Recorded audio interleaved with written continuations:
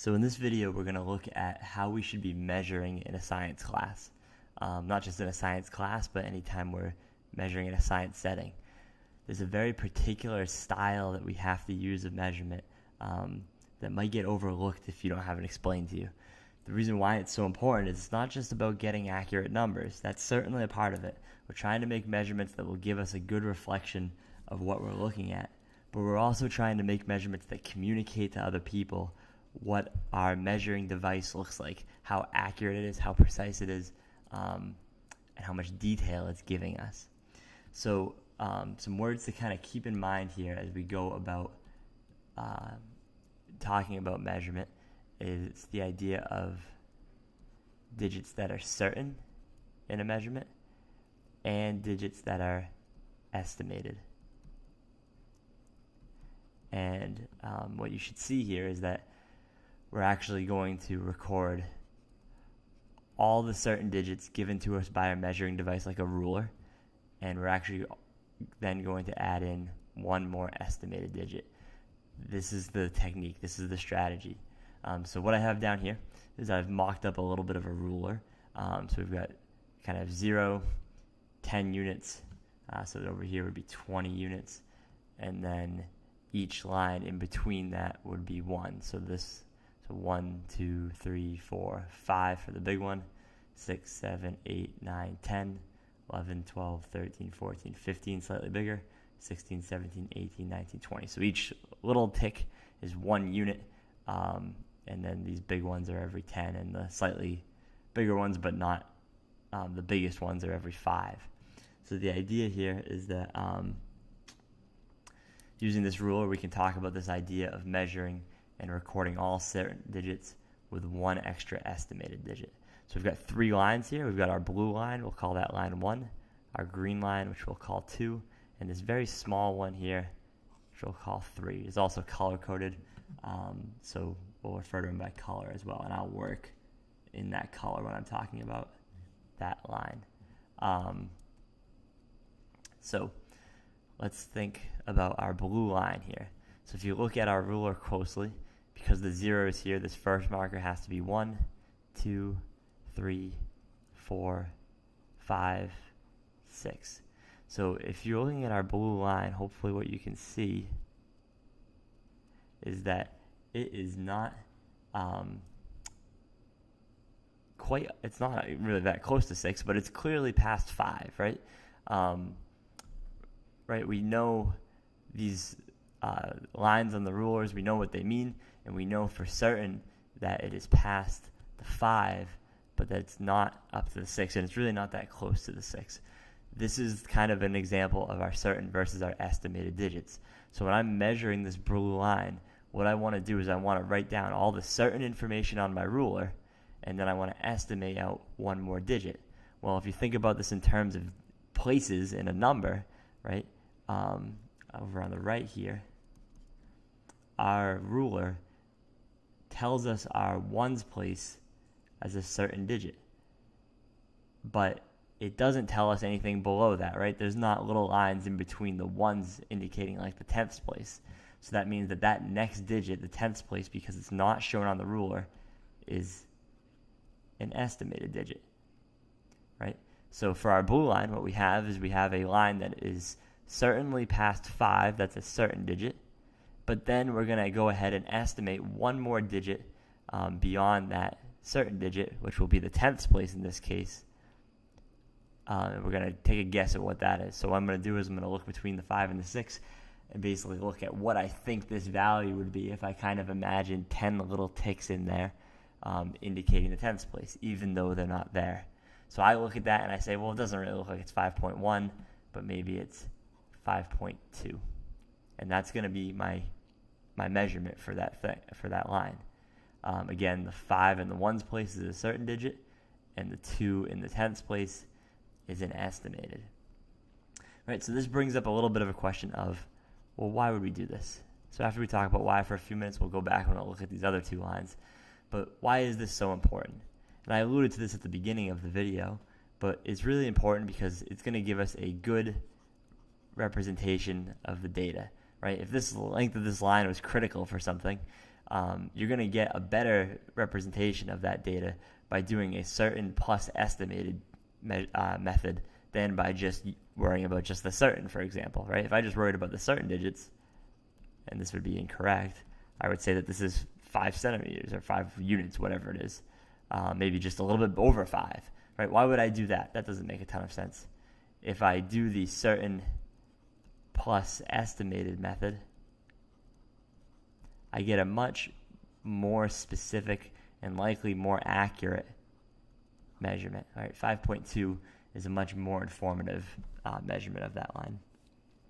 The second reason why we're going to do this, why this is so important, is it's a way of discussing the quality of our measuring device.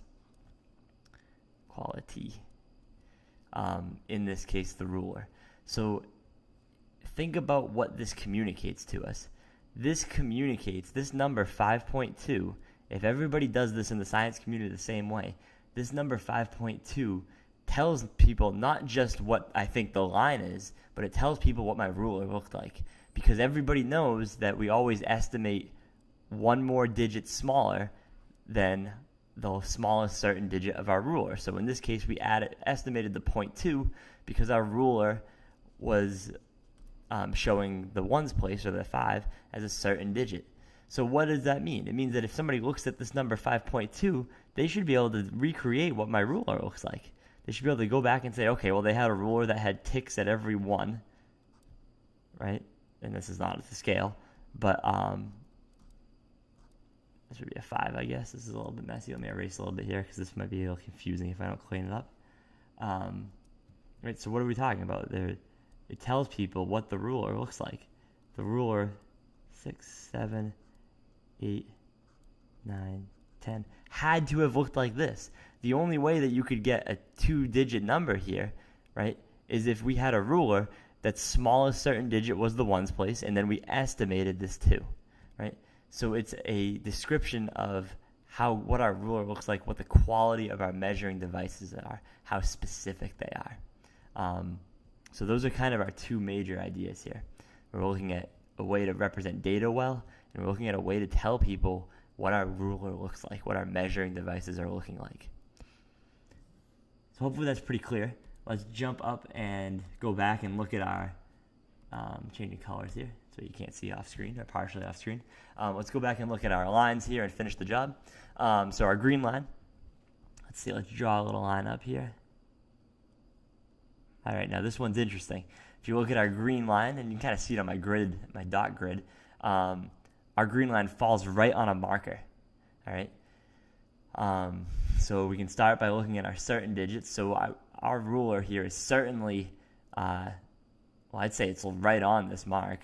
So our ruler is certainly, this is 10, so this is 11, and this is 12. Our ruler is certainly telling us that this is 12 units.